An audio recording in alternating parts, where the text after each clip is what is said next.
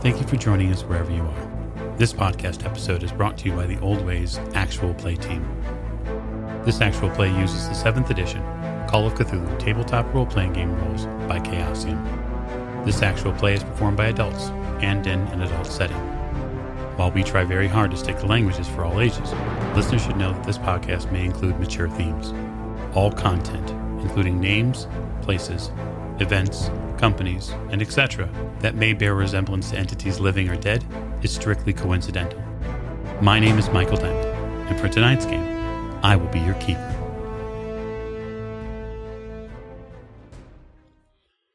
Thank you for joining us again in another episode of the Old Ways podcast. I'm your keeper, Keeper Michael, and we return to our Masks of Nyarlathotep campaign as we travel and journey through Paris.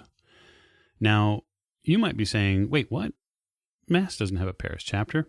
Well, we broke all those rules last session, or perhaps a few sessions ago, and we're going to do it anyway.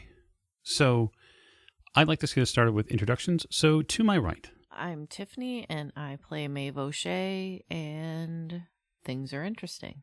You've had quite an interesting series of days here in Paris. It's been quite transformative for you. Yeah, it's been fun. Couldn't agree more. To Miss O'Shea's right. This is Morgan. I play Lillian Lane, and I going to the play tonight. Yes, you and your date du jour, Jack Doyle. Amazing. At the end of the table. This is Jake, and I'm playing Jack Doyle, and I'm getting some culture tonight. You's getting culture finally, huh? Yep. Miss Lane's going to culture you up. Uh-oh. To Jack's right. This is James, and I'll be playing Dr. Sigmund Tattenbach, who has found the City of Lights to be stunning. And last but most certainly not least. This is Alex. I'll be playing Sam Perron, and there is much to learn between now and the end of the world. And that's the pesky thing about the end of the world. It's coming. Isn't it? I mean, it is. So we raise the curtain tonight with kind of a new duo that is forging here in Season 4. And that would be the hard-nosed detective Jack Doyle and the socialite bomb that is Lillian Lane. So the two of you have decided to take in a play this evening. And you, I guess, if you would tell me, how are you dressing for it? It's probably going to be a little bit more upper crust at the play, because it is Paris. So I will pull out one of my blue silk dress that I have. Mm-hmm. It's enough room to maybe carry a weapon. Because if we're going Google hunting afterwards, I have to Right. Yeah. I can't wear pants to the play. You in those pants. Put my hair up and everything. Sure. Like in a bun or some sort of period right, hairstyle style. That keeps it up Yep. off your shoulders. If we're going to be doing our hunting afterwards, probably minimal to no jewelry whatsoever, just because I don't need that to get caught on anything. All right. So even in your somewhat dimmed down dress, I guess the question will be is, how are you keeping up with her then? I'm going to wear the suit that we had made for the party in New York. Oh, sure. Yep. It's probably been cleaned by now, right? Well, I wasn't really, I never got hurt, never got shot or wounded. I didn't think I even was close enough to anything to... Yeah, you spent most of that scene just kind of running around, I think. Yeah. Fair enough. So that's a nice suit. Yeah. You had that made in New York by some rather trendy and upscale business folks. So yeah. I mean, Miss Lane would probably notice it's kind of sort of last year-ish, but you know. I wouldn't say It's anything, last though. month. Yeah, it's like last month. Right, exactly. Trends move fast right. here. That's It's Paris. That's right. Yeah. So the two of you head to the playhouse there, and get settled in. So this is a rather small theater. The entrance is on the side of it. You see a couple of pasted up show bills and stuff like that things are going to be playing. And there's a play that's showing that is it's called the Angel of Midnight, and there's a rather striking figure on the center of this poster. It's a woman. She's sitting in a chair, and she seems to be with her arms out to either side as if she's welcoming someone. And there's a graphic behind her of a door that's opened. And in the door that's opened, there are just these two large eyes that sit in the doorway. It's rather ominous when you look at it. You get ushered in to the theater, carefully and respectfully. It doesn't really look like that big of a theater by any means. It's maybe 50 or so, 60 seats at most. There is a small stage. Jack, you pick up on a strange, almost brackish smell in here. And yeah, it's a ground level theater in Paris, and so there's probably water pipes or something like that. But there's just in your nasal passages, there's something else that you smell. Is it like kind of seawatery? Or? A little bit. Maybe it's a little metallic. I lean over to Jack. Jack, do you want to, I'm assuming there's a bar, obviously, in this playhouse? There is. There's a refreshment area, yes. Should we go get something to drink and maybe keep our eye about? Look around. And, I mean, there's a reason why Mr. Wilde told me. Yep. So I stand and wait for Jack to offer his arm. Of course. Because I'm a gentleman. Are you? Well, I mean, we're not too sure about that, but that's okay. No, I take his arm and... You two go and get refreshments and begin working your way through the crowd and the people. And the thing that strikes the both of you rather quickly is everyone here seems a little bit forgettable. Not upper crust type. It's not even that. It's not even what station or class they might be. It's more that when you move from person to person, they all kind of seem like wallpaper paste. They're just bland. Even their clothing, while trendy and with the times, it's not distinctive. There's nothing that separates them from other people. Just all kind of blends together, like background. Yeah. Like something I wouldn't expect. I mean, I would expect fabulous people. A play in Paris. Right. Yeah, you would expect something ostentatious, something big and booming. And right. But what you're getting is, it feels like these people have been drug out from the back room and set up as an extra series of stage pieces. That's not disturbing at all. Yes. Almost they clearly move. It's not like right. No, but it's almost like like they were hired. This whole thing was set up as a giant play for us. Maybe it's just your mind playing tricks on you. Is the bar? I mean, there's a bartender and everything, right? Yes. Obviously. There's actually two of them. Oh, good. So I'm gonna walk up to them and ask for a. Oui, madame. Can I get a martini, please? Dry. Oui. And he looks to you, Jack. Whiskey, neat. But of course. So, do you? Is this play really good? Have you seen it? I have not had an opportunity to take it in, of course. We are usually busy working. It seems like there's quite a few people here to see it. Yes. He begins mixing the drink and sets the first drink up as the finishes it for you. And then he goes and gets the whiskey and comes back, and you see him pour a fairly generous amount in a glass and sets it over to you. So, how long has this play been going on for? About 3 weeks. Oh, really? Mm-hmm. It's had some very good reviews, I think. He goes into a back pocket, and you see him pull out a paper, a French paper. Here. He reaches over and sets it on the bar. I take it, and I can read it. So, what does it say?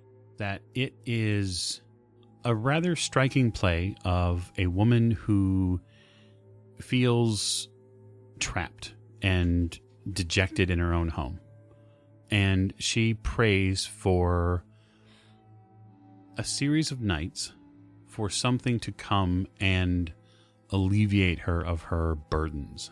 And while the review doesn't disturb the ending by any means, it does say that the ending was rather shocking and that they felt transformed by the play. Okay.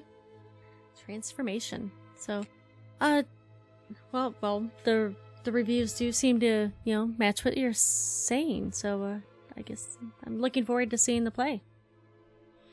Oh, wonderful. Enjoy your night and your drinks. Out of my clutch, I pull out some coins and or a tip or whatever, and then leave it on the bar. Okay. You pay about 20 francs. So the ushers make a call and let you know that there's the show is going to be beginning soon, so people should take their seats. You finish your drinks and then go and sit down. The house lights dim a few moments afterwards. The crowd kind of pushes back further into the background. The theater is by no means full. It's probably about 60%. And as the lights come back up, a lone light casts on a woman sitting on next to a table and a chair. You see that there's a bread bowl that's been placed on the table, but it seems more perfunctory. There's nothing in it.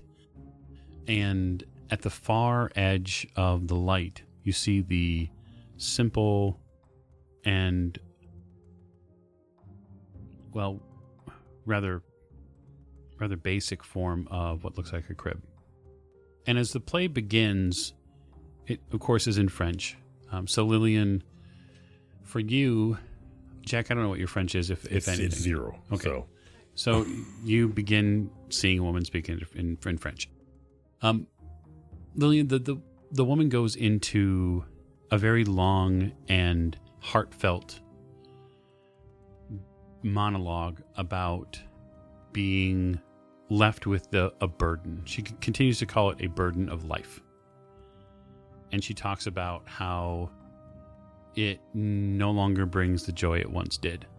And that she works tirelessly each day to provide and protect. And she wonders to herself if it will ever end. If this terrible period of her life will ever end.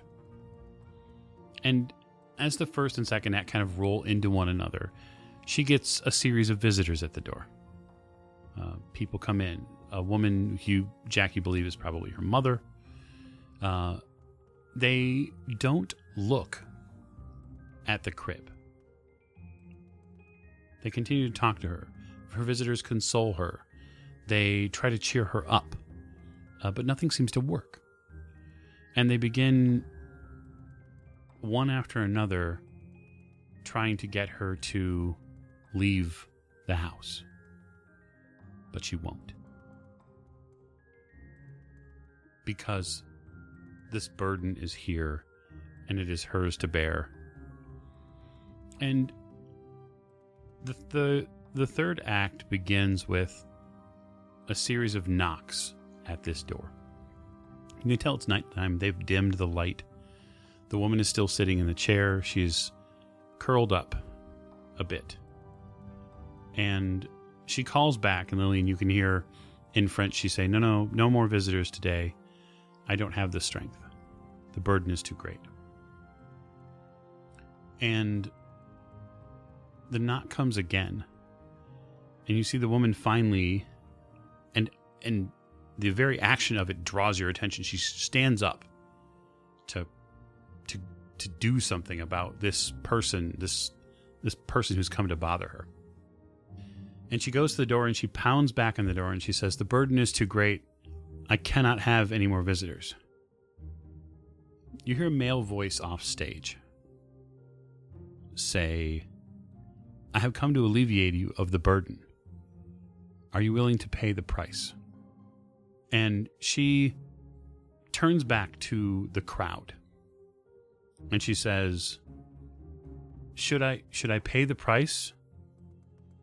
Is it worth the burden being lifted?" And she pauses as if to wait for an answer.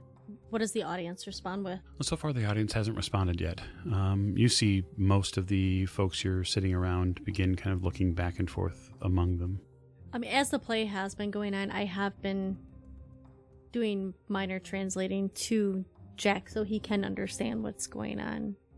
Most of everything I'm getting is just body language for the most part, except for what she's telling me. The actors here have been mostly faithful to keeping to that pantomime so you can kind of travel along with the journey even if you don't speak the language.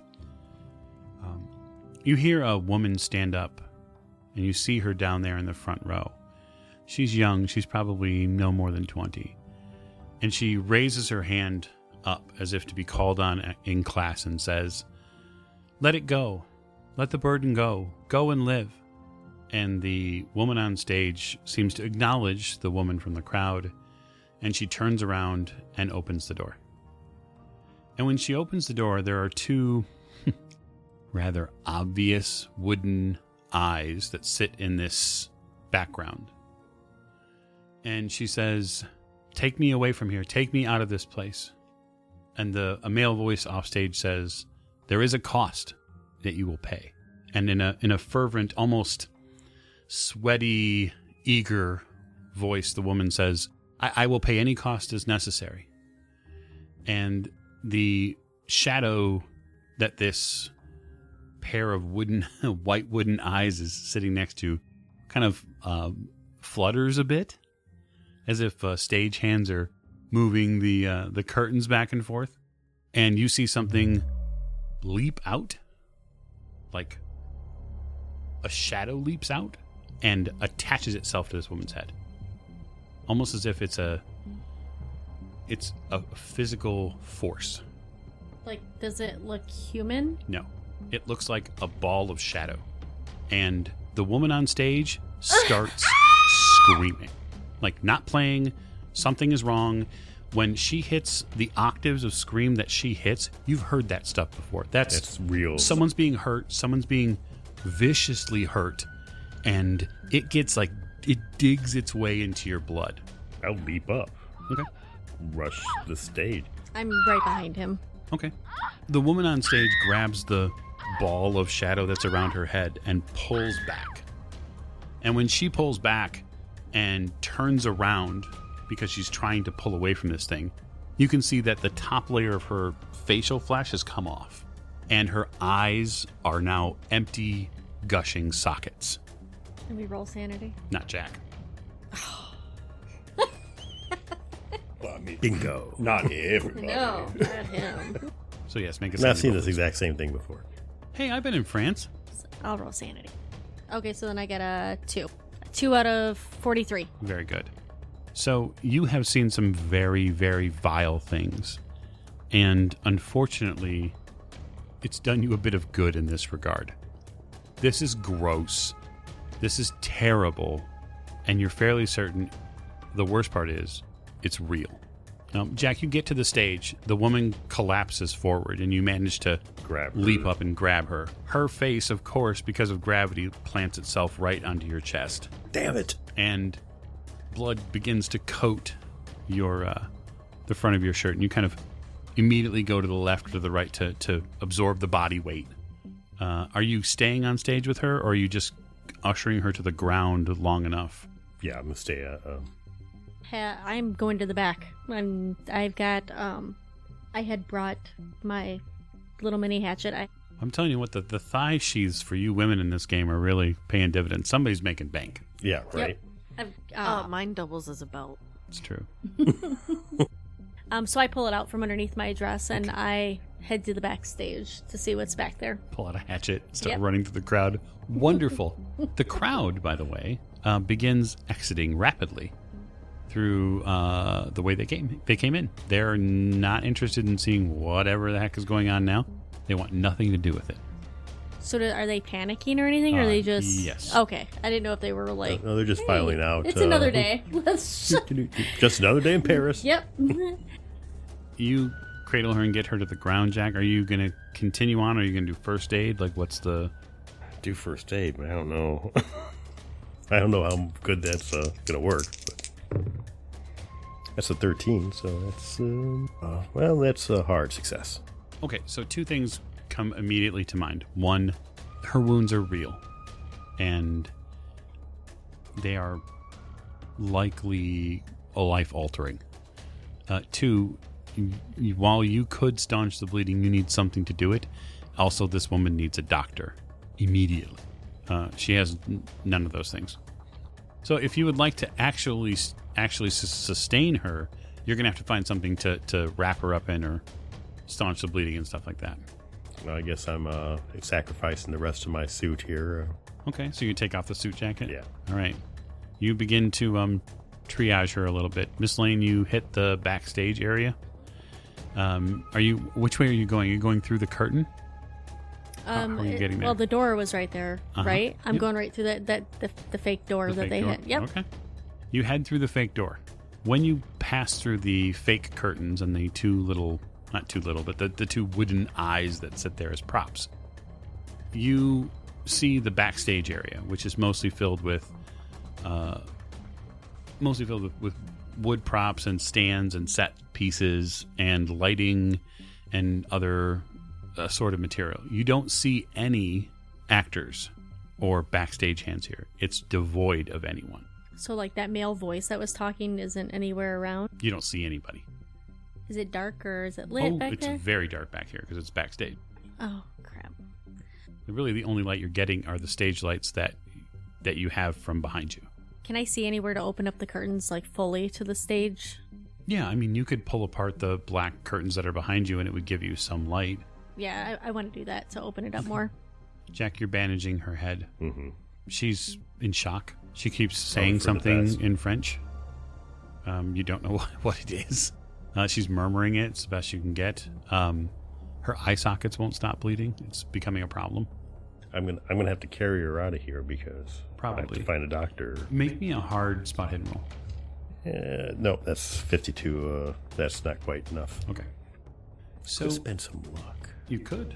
I do have some. 3 to make it 49 and a hard success. Okay. So you spend 3 luck. Let me see what I have in here. It isn't the woman. It isn't the stage per se. It isn't the crowd that you notice. Your eyes cast their way over to the crib, and you see something in the crib move. No, I have to look. You get a little closer. Crib is fairly... It's out of the spotlight, but there's something about, say, volleyball size shaped. It's dark. It looks almost gelatinous, and it oozes its way out of the back of the crib. And you are absolutely going to have to roll sanity now. 38 under 60. Okay, 38 under 60. What the is that? So you still lose a sanity because that's not right. That ain't right. There is nothing right about that. You hear it kind of schlep onto the ground with a few pops and a really uncomfortable squishing sound. I don't know what to do with this. You get the curtain open fully, and you can see in Lillian. You get it open fully, and you can see that in the back room area, this backstage area that's here, it's little more than a series of prop racks and some costuming.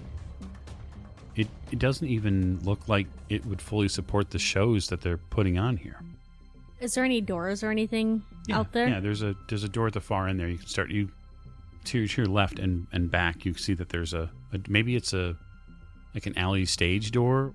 I turn around and go see what Jack is up to, up towards the front of the stage. Sure. Or towards the turn around and go back, to catch up with Jack, and I don't want to go too far. It's not far. I mean, it's maybe 15 feet. Okay. You head back out onto the stage, and Jack is staring at the crib, and you're not sure why. And there's a woman who's covered in his suit coat who is holding the suit coat to her head, and you hear her babbling to herself in French, saying, "The burden, the burden, the burden is gone. Finally, finally, I can see." I look back to Jack, to the woman, to Jack, and I go over to see what he's staring at. The crib moves, just slightly. So I get closer to see what's making it move. Okay. You see, just at the edges of the spotlight here, there is a rather amorphous blob of black sludge. It almost reminds you of the cave in England just a little bit for a moment. And you revile from it. You step back because when it moves forward, it doesn't move in any sort of natural way whatever this is, it isn't something that you should be around or seeing. The very nature of it curls your toes. Miss Lane, why don't you roll me sanity? I got a 37 out of 43. All right, let's see. You will lose 2 points of sanity. That's not right. Give me that hatchet. When it surges forward, Jack, it doesn't come as if it's going to attack you per se. It doesn't seem forceful enough for that. But as it surges forward, you realize that it's shrinking. It's moving. Do I see it doing that too? Mm-hmm. Is there any basket or anything around here? Jars, There's the bowl. whatever? Oh, they have the bowl. There's the bowl, yeah. Jack, I think we should probably catch that and take it back to the doctor. What? Or Maeve. Whatever. I'm not carrying a bowl of that. Is there anything around that that has a top on it Give or me a the basket? hatchet. I'm going to destroy it. So you grab the bowl for the moment because Okay. that's what's here. And are you going to try to scoop this thing up with it, or what do I you... don't want to touch it. I'm going to throw the bowl on top of it Okay. and put it in the... Yeah, I mean, it's not hard to do. You slam the bowl on top of it because you're thinking contain. Does it start oozing underneath? I mean, you haven't seen it. It moves. The bowl shakes back and forth. Okay. Is there any board or anything around there's a prop It's room a and stuff stage, back there? yeah. I mean, so is there something flat that I could put underneath the bowl? You could probably get a couple pieces of wood. Okay. I'm gonna go find something that's Okay. flat to slide underneath there and Sure. You grab a couple pieces of wood, and you maybe have Jack pull the bowl up so you can slide the stuff under. Because remember, I mean, it's even if one buys, or right. just going to pull it up a little bit. You pull the bowl off the floor, and there's nothing there. Is it in the bowl? Nope. It's gone. Well, I mean, it's just a stage floor, so there's, of course, there are cracks in the wood here, and there's Just leaked out gaps. through there. Underneath. Is there a way to get underneath the stage? I mean, you have a hatchet. Well, sometimes they have the trap doors in the stages and Okay, stuff. yeah. You are happy to go search through the dark back area if Yeah, you I want. don't know if I want to go searching that far. And I need to get this woman out of here to a Okay, so doctor. do you want some help carrying her? No, I can handle the thing. Okay. I hold the doors open for Jack while he carries the injured Okay. person out. You carry her out into the street. Where are you going? Where are you going with her? Get a cab and take her to the hospital. Okay. So you get back to the street level, and then get back to an area where you can hail a cab. You hail a cab. You help the lady inside. Obviously, you tell them, Miss Lane tells them that you need to go to a hospital, and they begin driving. The three of you begin driving that way. So while that is all that is going on, back at the hotel, we'd had some dinner, and we were preparing to go out, potentially, say, hunting. Mm-hmm.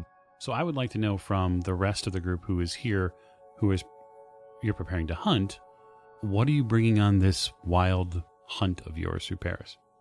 Well, the doc is going to see if he can either find or borrow a knife, a decent knife, because a scalpel just is not particularly combat worthy.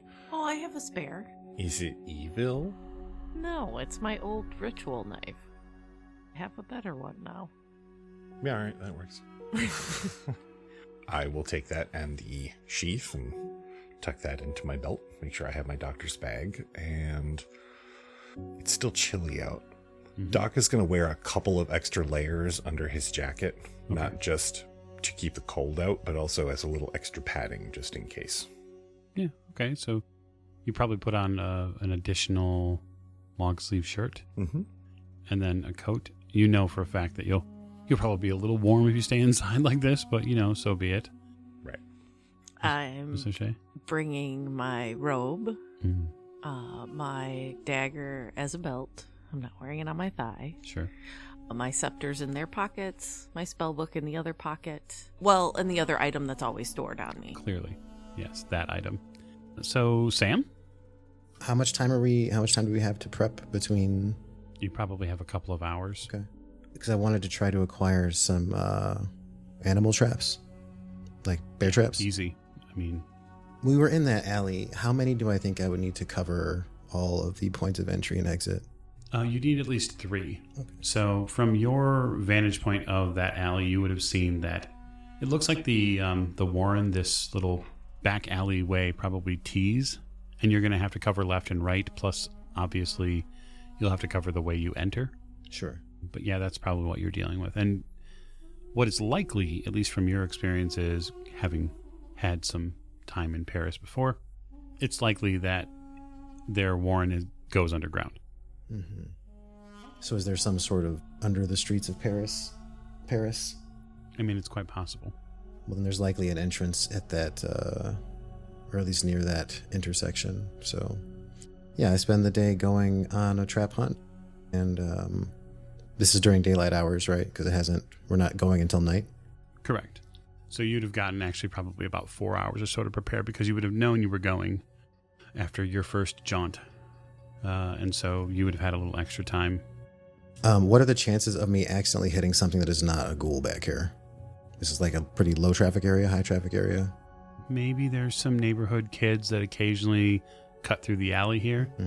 But from everything that your experience tells you, this is likely going to be pretty ghoul-centric. Okay. If all the telltale signs are true. Then yeah, I would set up during the day, and then I'd head back to the hotel and meet up with everyone else. As far as like what I'm bringing with me when we go, just my duffel with some odds and ends. As far as weaponry, I'm just carrying a knife. So, Jack and Lillian, you drop this woman off at the hospital, I would imagine. Are you staying? No. No. Okay. I don't want to answer questions. Agreed. They take her immediately. They ask what happened to her. She was in an accident at, I the can't theater. tell them that. Yeah. I let them know that she had an accident during a play at such and such theater. I don't think we got the theater name. And her name was on the playbill, so I give them her name. Okay. Yeah. You give them her name, and they take her inside. They're going to do their very best to help her. I let the taxi driver know to take us back to the hotel. I look at Jack and we'll get you a new suit. Oh, thank you. Maybe I get something more up to date. Yeah, I think we can manage that. The two of you return to the hotel about half an hour or so after that. And upon getting back up towards your rooms, you can tell that it looks like preparations are being made for your evening activities. And look at that. I return to a hotel covered in blood again. Yeah, Jack comes back and he's covered in blood. You had to walk through the lobby like that, so... Is any of that yours, Jack? Nope. Oh, wunderbar. Nor is it Lillian's. Oh. Good night. I can tell you a play not to see. Yeah. Yes. That should probably tell me about it later, though. We are running out of time, and Yeah, you we two are. should get cleaned up. We have somewhere fancy to go. Is it the alley? Yeah. Yeah. Yeah. I go back to my room. I'm going to change into actual pants this time. I'm shocked. Is there a fireplace in my room? The answer is yes. Of Okay. course there is. I'm going to have a fire started. That's not a bad idea. Yeah. I need my room warmer. You do, because it's going to be probably a cold night and you need to warm yourself up. Right. And you probably have that thought soon after getting prepared, so you probably have an hour or so to warm it up. Miss Lane, when you passed by Maeve's room to go to your room, you can feel that there's a significant temperature difference between the two rooms. Like, it's much colder in Maeve's room versus the hallway? No, it is much warmer as you pass by her. Like, you can because you feel had the fire started? Okay. You can feel you've had an hour to kind of get the heat up in the room, and you don't really remember how many pieces of wood you've added at this point. Is her door open, or is it... Oh, she's probably trying to keep it warm. I would imagine her door is shut, but I just go and put my hand on the door, and... it doesn't. I mean, it's not like a fireman test. No, but I can feel the heat difference. You can feel there's a heat there. I just kind of furrow my brow a little bit. I'm not going to knock on the door and bother her. Maybe I'll ask her about it later. Okay. But I'm going to go get cleaned up, and I keep it in the back of my mind of like, Sure. wow. Oh, it's warm in there. She's running a Turkish bath out of her.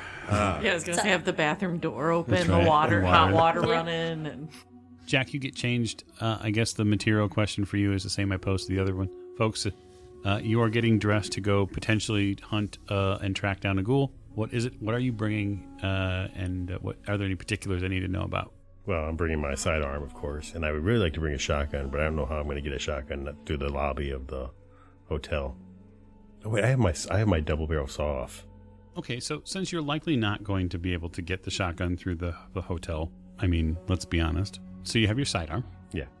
Miss Lane, you change into pants. I'm still just bringing. I have my boots that I have not lost yet, and bring my hatchet with. I am not bringing my shotgun because I think my shotgun's in the bottom of Maeve's chest, which is cursed, and I'm not touching that thing again. So for right now, until I can find a different gun that I can hide in better places other than my, a shotgun in a chest, I will just have my hatchet with me. So this would probably come to some of you, at least maybe one or two of you. You're going ghoul hunting at night in Paris. Is anyone bringing a torch? Well, yeah. I mean, I always bring a torch. I'm not disagreeing with you. I'm just saying no one has mentioned it yet.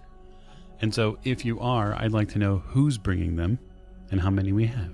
I'll be fine in the You dark. probably will be. I have one. I actually don't have one, so. I know Sam has one for sure. Sam has one. I have one. Oh, I'm also bringing my camera because, Night pictures. Yeah, let's get more pictures that make party members lose It's okay. sanity. The other group does it too. They take pictures of all sorts of crazy shit and they Here, pass them around. They scare chemists in France. But we're going to be there. Right. And I can develop my own photos. I asked the front desk if they perhaps have an electric torch that I may borrow overnight. Perhaps their maintenance guy has one. Or They tell you that the hotel has a couple of torches and that they need to keep them here in case they lose power. What time is it? By now, it's probably getting down to about 8 or 9. It's too late to go buy one. All right. Chemistry over electricity it is. Flare gun. Well, I mean... The 5 of you collect yourselves outside the your various hotel rooms at some point. I guess give me the plan of action. When we meet in the lobby, I'm going to pass a small folded note to Jack that contains a crudely drawn map of the intersection with 3 big X's. Okay.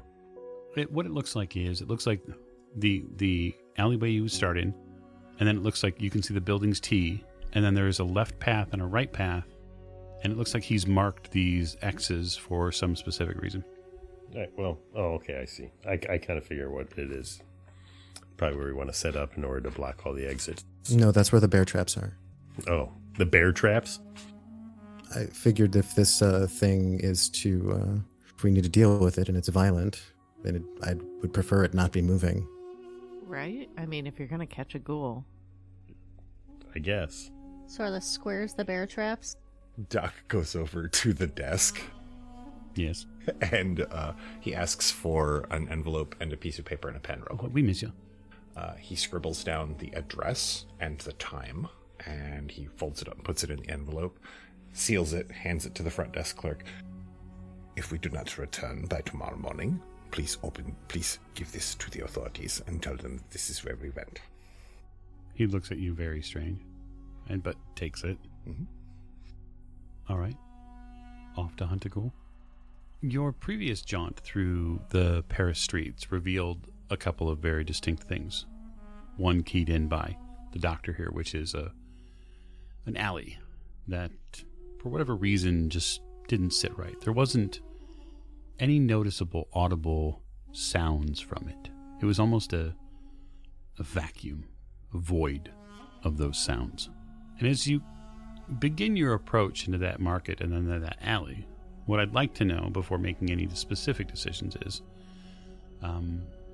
especially given that Sam has done a lot of reconnaissance, how are you approaching it, or are you shepherding or directing your fellow investigators as to what they might need to do? Did I identify any obvious perches? One, for sure. And it's about 3/4 of the way down the alley, and it's a very, very well protected spot. It's about 20 or so feet off the ground, and if there's something living up there, it's going to be very difficult to tell until the absolute worst moment. Okay, I would have likely also marked that location on the map. I will slow Jack to a stroll so we can chat a bit if the group is just kind of wandering in that general direction. I don't know that anybody's wandering, but yes, you can slow Jack for sure. I think I can cover you from here, but you're going to have to decide which way you want to come in or whether you want to split up or what have you. What I want to do is, I'm guessing that this ghoul comes out at night and comes back in by morning. So I won't lay an ambush for it. There's a pretty good chance that it's somewhere underground nearby. Well, right, that's where it lairs, but is it there all the time, or is it just there when it's sleeping or during the day or whatever? If we wait long enough, we'll definitely find out. Well, that's true. Okay, so is the plan then to wait outside and see what happens? And if nothing happens by sunup, then I guess we'll go in. I will move ahead then and try to get to that location, and then I will remove my broken down rifle from my bag and assemble it. Okay, fair enough. I'm going to put my hood up and sink back to a shadow. Yeah, pretty easy to do for you at this point. So for Jack and for the doctor and Lillian, the three of you are together a bit in watching this area. Mm-hmm. The streets are quiet at this time in this area. Families, for the most part, make up the majority of this part of the Paris streets. They come down to the marketplace here to sell their goods and wares, and they go back to buildings very close by to live. And this isn't a very affluent area of town. You can tell some of these alleys here are filled with quite a bit of refuse. There's a few bars here that are close enough to be places likely, Mr. Doe, you wouldn't want proper company in. But beyond that, there's a smell that picks up. It's a little pervasive too. It begins to smell like the back of a butcher's shop. And it kind of wafts out on the air, and you pick it up pretty quickly. Is it worse than it was before? Was it last night we were here, or yesterday? It's a little bit worse, yeah. And you're having some strange flashbacks in your memory. And you're starting to smell the meatpacking plants in Chicago. That's comforting. A lot of bad times. Yeah. An hour or so passes. Gets on to about 10. And Doctor, you get the feeling just in your bones that this thing, whatever it is awake. The shadows shift, maybe. I very gently tapped the tip of my cane on the ground. And kind of gesture towards the shadows where Lillian and Jack can see me. Do we make anything out? Go ahead and give me a spot hidden roll, Jack. Hard difficulty for anybody staring that way. 31, hard difficulty. Okay. I got a 68 out of 88. Okay. I succeeded, but not on a hard success. Very good. Miss O'Shea, you can give me a spot hidden roll. Why you're standing there in the shadows, being shadowy. Shadowy. The 41 out of 75, but a hard is a 36. True. You could spend luck or push at your choice. Or you could just accept it. Yeah, I'll accept it. It's fine. All right. Fair enough. So, for Sam, this is just a regular spot hidden roll because of distance. It's a big fail. It's a 60 out of 58. Okay. Jack, you see a shadow in that alley move. It lurches for a second, and then it moves. And it picks up speed. And it skirts the edge of the building and goes right. Like, it comes out of the mouth of the alley and goes right. There it is. I pointed out. Yeah. Anybody who succeeded but didn't get a hard difficulty now sees what Jack's pointing at. And this thing is loping down the street. Since I don't see what they're doing, can I pull my binoculars? Absolutely. We'll catch that on the way back. How far is it from us? It's probably about 40 feet at this point. You're a good wide street distance from the mouth there of the alley. But when it came out of the shadows, Jack, it was like the shadows birthed it and it moved. Well, I was just wondering, can I use baleful influence to yell stop? Absolutely. We'll try. If you believe it can hear you, if you're going to yell, then Yeah. Okay, so you need to... It's an opposed power roll. Sure, spend your magic points. And then you need to make a power roll, and it will make one to resist. Caster's going to cast. It's a 22 out of 83. Okay. You step out so that way it can hear you. And I yell, "Stop!" And Jack, the shadow, stops. Sam, you hear that. You hear her. You hear Maeve's voice like on the air. And there's a really strange ringing locally for Lillian and for the doctor and for Jack. There's like a ringing in your ears for a second. Okay, let's go. I shake my head like. So for Sam, I want to know what you're doing when you hear Maeve yell "stop." So I was pulling my binoculars to try to see if I can get a beat on whatever it is they were seeing. So I didn't know if that was like if I could try to push this roll or. I think with the binoculars and with Jack pointing, because Jack points. Okay. When he pointed it out, I don't think you'll need a roll to push, but the binoculars will help you ID it. Okay. And the great part about where you're at is there's a roof. There's potential roof movement for you to get closer to it. Sure. So you could leave the perch, so to speak, and continue on the roof. Yeah, I'm going to try to get a better position.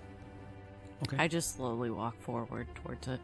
Sam, you move across the roof here, up and over, and then probably about 20 feet to the south, and then about 15 or so feet west. And you have basically a very similar angle with the rifle, except you're a little bit more exposed now. But this thing, whatever it is, this creature has stopped against one of the larger apartment complex walls. And it's just standing there. It's faced away from you, and it's faced away from the rest of the party as they move closer to it. Okay. That never happens. Everybody runs when you tell them to stop. Okay, you're going to approach it? Oh, I'm just walking towards it. I'm going to let them. Yeah, I'll approach it. Weapon on it. The first thing, Doctor, isn't the sight of this creature. While it is bathed basically in shadow because of a lack of light. Right. The first thing is the smell. It smells like warm earth and dirt and a little bit of decay. Well, not an entirely unfamiliar smell to me. No, not at all. Miss O'Shea is approaching with some caution, or is she just like walking all up No, on it? I'm like casually, slowly, like, kind of walking up. Jack has got his gun out and ready. And he seems to be cautiously approaching as well. The closer you get to it, the smell gets worse. The two of them are fairly formidable and seem to have this in hand for the moment. So I'm going to turn my attention to the area where it came out of. And we're going to take a look over there to make sure there isn't another shadowy thing also waiting. That's another good idea. Yeah. Okay. Yeah, fair enough. You take a look back down the alleyway there just to kind of make sure that you're safe. You don't see any other forms moving at this point, but you do see that if there were, if they blend as well as this thing did, they'd be hard to see. They'd be real hard to see. Okay. Well, for now, Doc is going to keep his eyes on our six, so to speak. Fair enough. You speak English? The figure stands there. Its back to you. It's silent.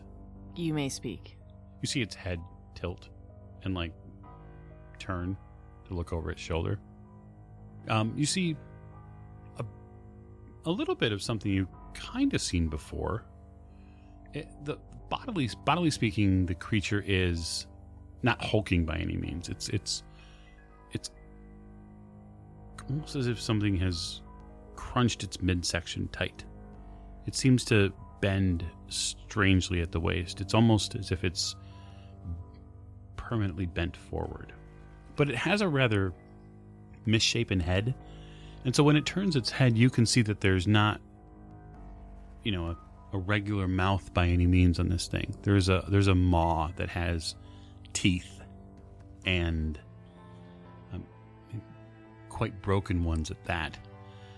Its snout is pronounced a little bit more, and it's almost as if it's missing portions of it, and there are two kind of large holes which seem to be flexing ever so slightly, and you pick up this thing's breathing. Does it look like the one I saw on the moors? It does. This as Miss Lane would know, as many of you now have experienced, this is likely a ghoul. So they probably can't speak. It turns to you, and it says, What do you wish of me? We want to talk. it doesn't look at you. Are you alone? Oui, madame. Have you been eating children? I eat what I can.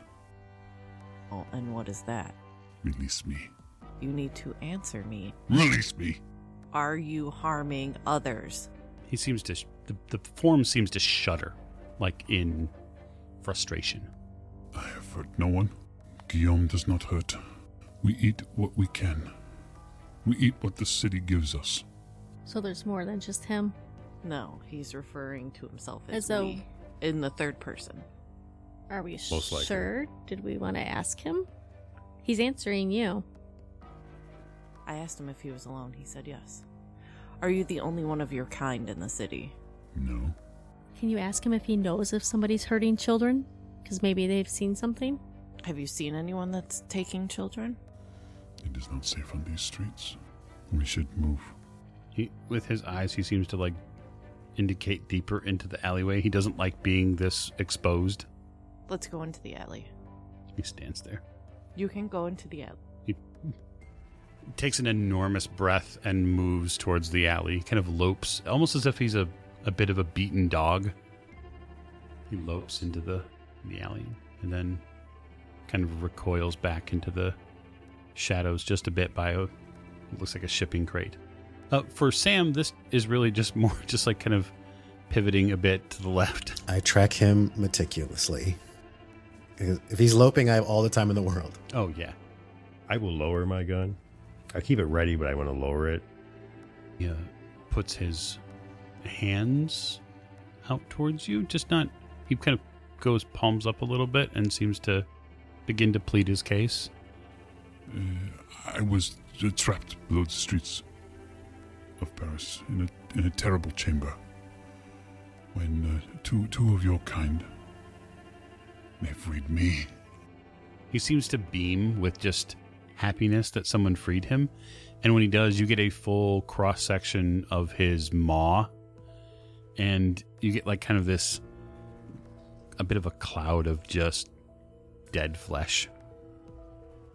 While they are speaking to him, I am taking this very rare opportunity, even though it's not particularly bright in this alleyway, to study Guillaume as closely as possible, as I don't know the next time I'm going to have a ghoul that will sit or stand in front of me for more than a few seconds. So, Okay, fair enough.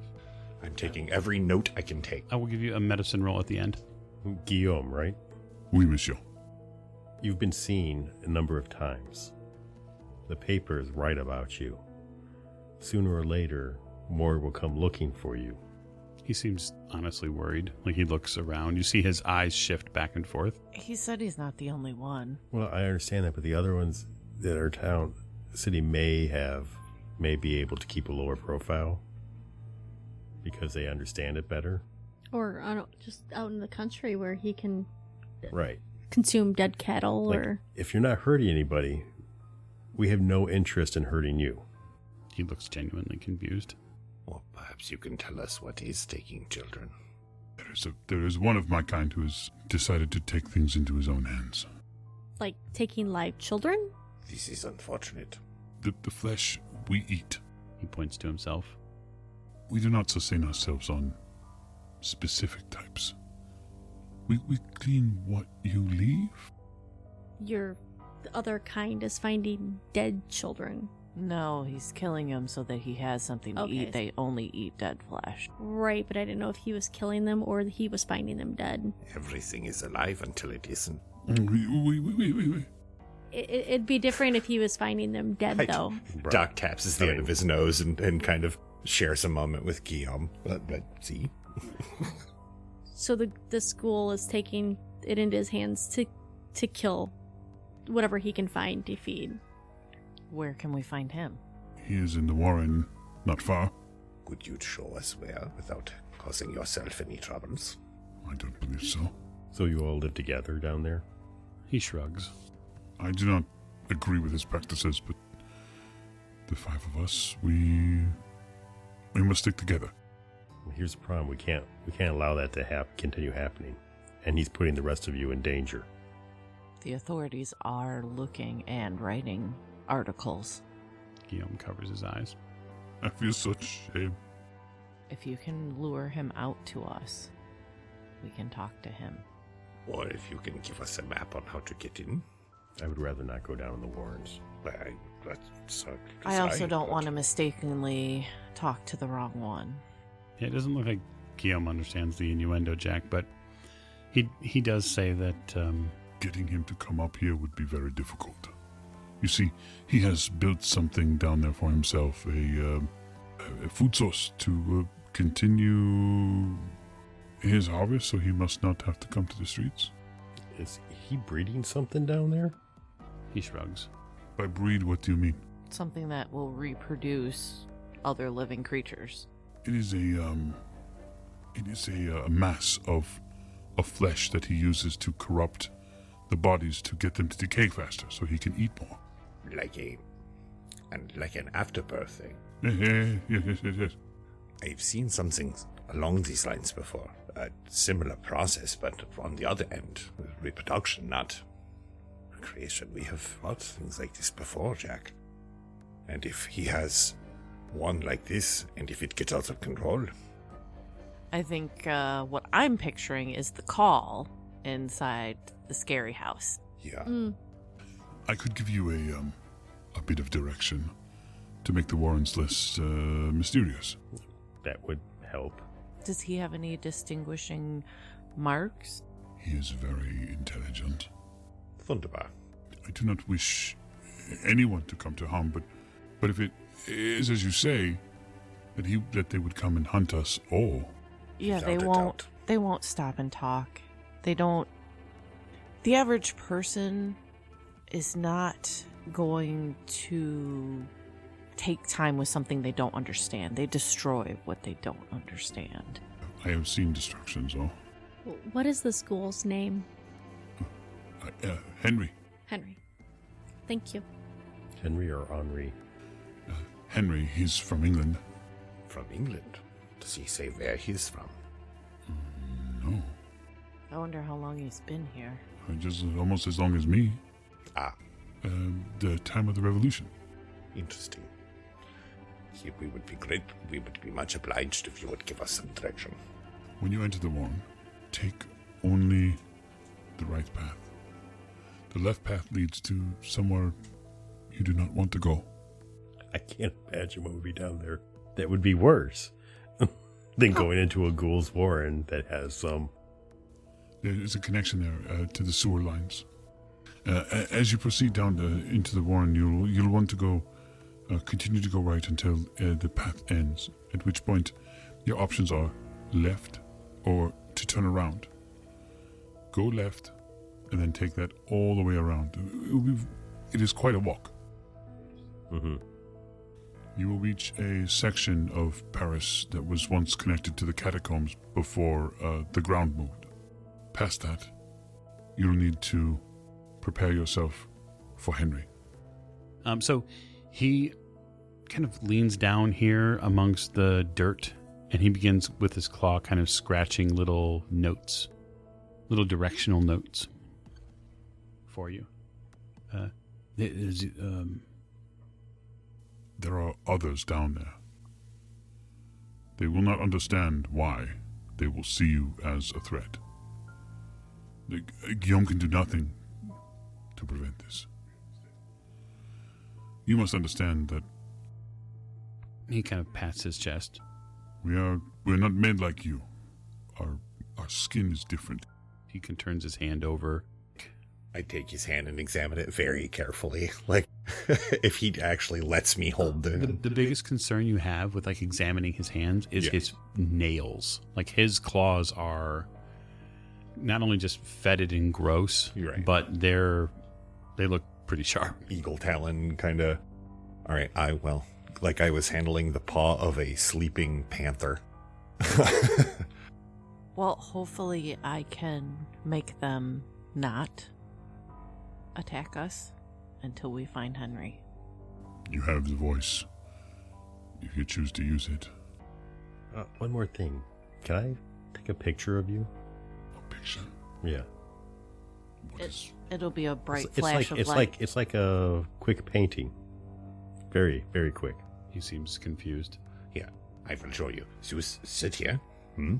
Stand next to him. And I will sit here. And you put your arm around. Don't. Doc kind of smiles. No. He sits down and, now, there will be a bright flash of light. And that will be all. It will not hurt. Ready? Big smile. Guillaume stands there. He looks a little strange. I take the picture. Okay. Whoosh. Guillaume stands there, and when the flash goes off, he doesn't flinch. And you see, that is all. And now we have a picture to commemorate our meeting. Yeah? What is this picture? He still looks confused when you keep saying picture. He looks at you, Maeve, and says, May I go? Yes, thank you for your help. he nods and lopes down the alleyway further away from you. Well, that went better and worse than I predicted or expected. He was very lovely. Well, I figured since we were able to communicate with some of them in England, or the one, The girl. Right. yeah, that maybe it was worth a try. Right. No, I understand. I agree. I absolutely agree. Just because things are different doesn't mean they're inherently evil. Right. I mean, it eats dead bodies, and that's distasteful. And But that's not any different than having Sacrilegious. maggots or vultures This or is fun. hyenas or... yeah, right. They aren't killing people. They're not Yeah, well- Gavigan. Well, not all of them. Well, Right. we need to have a talk with that up. Yeah, we're gonna have a talk with it. And if it's intelligent, then it knows what it's doing. Oh, he knows Intelligence, right from wrong. Yep. intelligence It'll know supposes night- a moral compass, or at least an acknowledgement of such. So we must acknowledge that as well. When it leaves, I climb down. All right, you climb down. Sam rejoins the group. All right, Sam, we're going to go into the warren and hunt out this other one that's been killing people. So if you know it's down there, why go now? Because he has no reason to come up to street level. Well, He has made a way to make basically a food source for himself. sure. What I'm saying is, why do it now? We're not necessarily prepared for a subterranean excursion. We know he's down there. That is We true. know he won't come out. I mean, yeah, we can go back to the hotel, get a night's sleep or whatever, prepare for an actual excursion down there, and then Or maybe we can come earlier in the day when the street is louder, so if we make a bunch of noise down there, that's fair. people might not hear it. I'm jotting down all of the notes and everything he scribbled into the ground. Are you at all worried that your pet dog isn't going to say anything to the target? He doesn't agree with what he's doing. I don't see, unless it's a very elaborate trick, I don't see why he would tell us that where to go, unless he's trying to lure us down there for food. I nod. There's 5 of them, there's 5 of us. I mean, at this point, Seems like a fair I fight. will. I'll go retrieve the traps without losing any fingers, and then I will disassemble my rifle. If we go down there this next time, we'll be better armed and prepared. Okay. Yeah, you've got some information. So I guess what we'll do then is the group will head back to the hotel, and then the idea is to start out the next morning when the streets of Paris are a little bit bustlier, and use it as cover to get down in there. And if you got to make some noise, and you got to make some noise. oh, I'm also, before I go to bed, I'm going to mix up a couple vials for mist breath. Very well. Then on that note, it is time to end. So thank you so much for joining us for another episode of Masks from Nyarlathotep. We greatly hope you're enjoying our side excursions into Paris, and we will see you next week.